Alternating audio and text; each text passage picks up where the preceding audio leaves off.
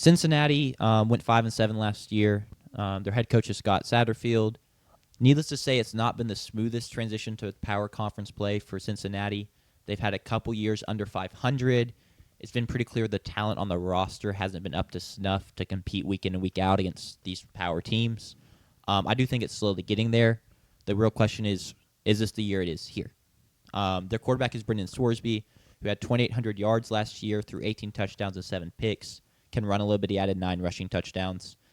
The biggest issue from last year is there are just no weapons, and so that's one of the biggest things this year is have they added the weapons to help him succeed, help their team succeed, and win some games. The biggest addition I wanted to highlight, because it's just a group of transfers at wide receiver for them that are looking to start, Cyrus Allen, an Aggie. I'm an Aggie fan, so I'm familiar with his game. Only had 269 yards last year, but suffered a season-ending injury about halfway through the season. I do think he's fairly talented. He put up big numbers at South Alabama the year before, I believe. So pretty talented guy. I think he could help outside a little bit. And then on the defense side of the ball, I want to highlight Matthew McDoom because that's a fire name. He's transferring in from Coastal Carolina at cornerback, but he had 3 picks last year and 36 tackles. But yeah, once again, the question I want to lob to y'all is, do you think the roster's finally at a point where they can compete in a power conference? No, but I think in large part it's due to the coaching. Sure.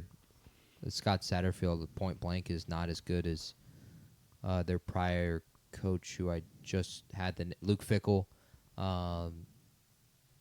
So I think that's a large part of it. I think that's hurting them a little bit recruiting. They'll know immediately if they are in that first game against Nebraska, because that's a Big Ten team. Decently high expectations in-house there at Nebraska with Matt Rule and Patrick Mahomes Jr. So they'll know immediately. And they also, if they fail that test, and then they'll have another test 2 weeks later against Northwestern, who's in the bottom tier of that Big Ten. But if they fail that test, then they'll know for sure. That I think those are actually more so 2 more important games. Not that anyone will talk about the result of that game outside of Nebraska, Cincinnati, and Northwestern. But I think that quietly behind the scenes tells the story of how big is the gap between the Big 12 and the Big 10. If you're looking at lower tier teams in both of these conferences, how big is that gap? That's going to be a big thing with the Auburn-Baylor game, Mississippi State, Arizona State game, where those are high on the Big 12, low in the SEC, and that tells a big part of the story. But this can tell just as much of the story in those 2 games for the Bearcats this year. But I don't think the roster is there yet, no. Yeah. I was just looking at their recruiting. They just finished their first year in the Big 12. I think that's right. I thought it was their second. Yeah. Okay, they're not listed. Oh, there they are. I just missed them. Yeah, they're recruiting last year or this year in 2025. They finished 14th out of 16th as far as recruiting rankings in the Big 12 go. The year before, they were 8th out of 16th. It's just, I don't think that they have made the steps necessary, like you said, as far as talent goes, to kind of hang with the big guys in the Big 12 yet. So I would definitely say they are not there as far as making the jump from G5 to Big 12 play goes. What's that over-under, sir? Over-under is 5, and hold on, I just had it. 6.5. 6.5. Oh, I'm going to take the under. Same.